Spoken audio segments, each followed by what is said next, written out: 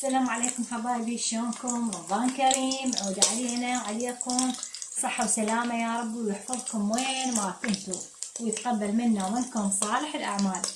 أول ما نبدي نقول اللهم صل على محمد وآل محمد. وهذا فطورنا لليوم، اللهم صل على محمد وآل محمد. بامية على لحم غنم. يلا من يحب البامية؟ جماعة البامية تعليقاتكم ولايكاتكم الحلوة، ورمضان كريم. وهذا طبخنا لليوم، ان شاء الله يعجبكم. هاي هنا وهاي هنا طبعا سلقت اللحم، ضفت الزيت طبعا، والبامية تحب لازم ليا وخليت لها ليا، ولازم عظام وياها لان يصير طعمها كلش طيب. هذا الثوم عندنا قطعينه بهالشكل هذا، ونبدي نحمس البامية والثوم على النار الهادئة. وهنا بعد ما حمسنا عندنا البامية مجمدة، راح اضيف البامية ونقول اللهم صل على محمد وآل محمد. راح اخليها شوية على ما تموع عندنا كل الزين، واضيف المعجون والطماطة. هسه هنا راح اضيف معجون الطماطة اللي هو اللي خالطينه، طماطة مخلوطة عندنا راح نضيفها.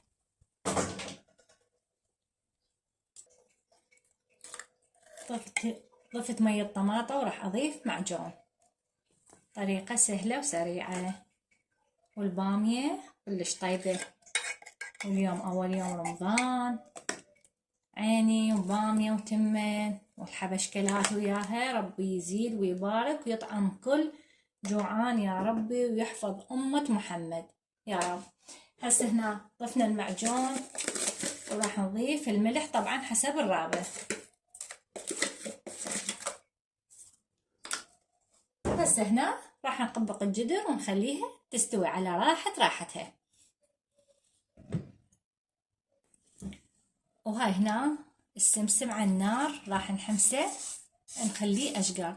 طبعا كل اللي يعرف الطريقة هاي وكل مسويها، وأنا منزلتها هواي، بس هذا رمضان لازم وياه التمر، ويكون هيل وحبة حلوة وكزبرة، ولازم وياه السمسم.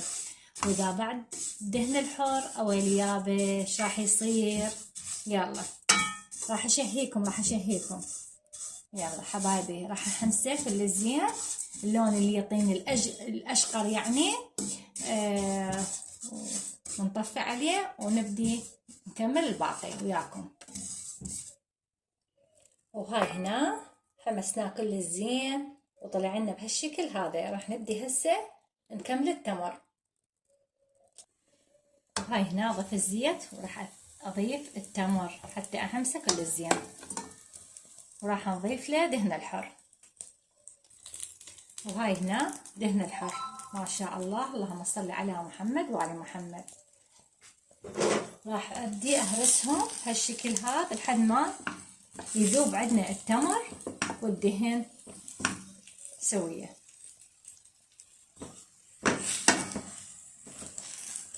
وهنا راح اضيف الهيل والحبة الحلوة، وابدي احرك فيهم لحد ما يذوب عندنا الدهن ويذوب عندنا التمراية تموع عندنا على نار هادئة. هسه هنا خلصنا التمر، راح نرفعه من النار نخليه يبرد، ونبدي نقطعه شوية شوية لمن يدفى، ونسويه كرات او قوالب، شنو تحبوه تسوونه بكيفكم حبايبي.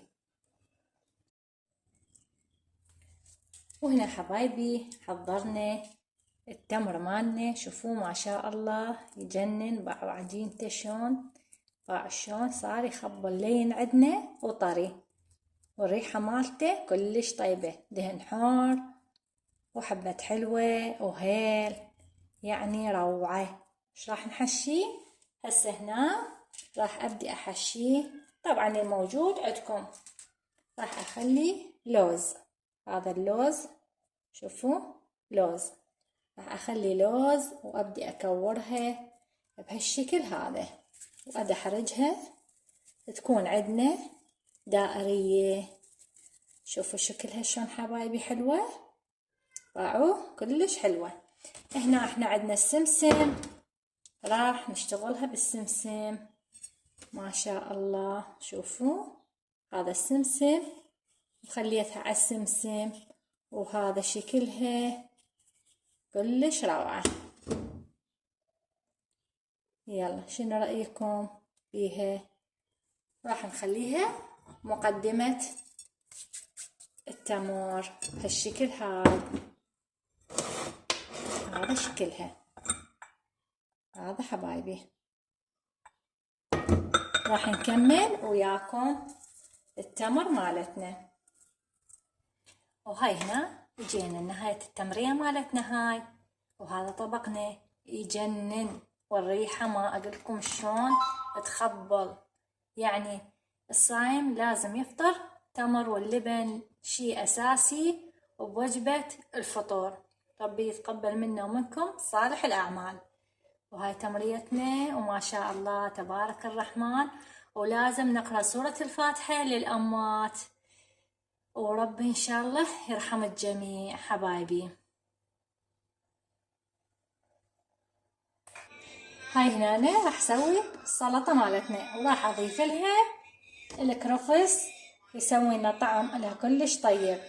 طبعا واحنا هسه هالوقت هذا محتاجين لهواي فيتامينات، لان فقدنا هواي سوائل وفقدنا هواي طاقة، ونحتاج مثل هيك غذاء وهيك فيتامينات وتنوع بالاكلات. بسم الله، اللهم صل على محمد وآل محمد.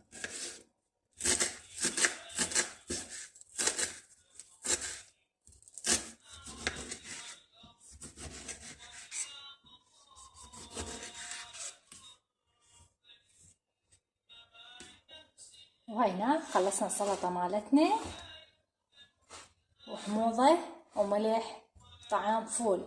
أنا اليوم السمن مالتنا راح يكون بزل، ضفت مي وملح خليته يفور بهالشكل هذا. راح اضيف التمن عندنا او الرز، منقعته تقريبا صار نص ساعة.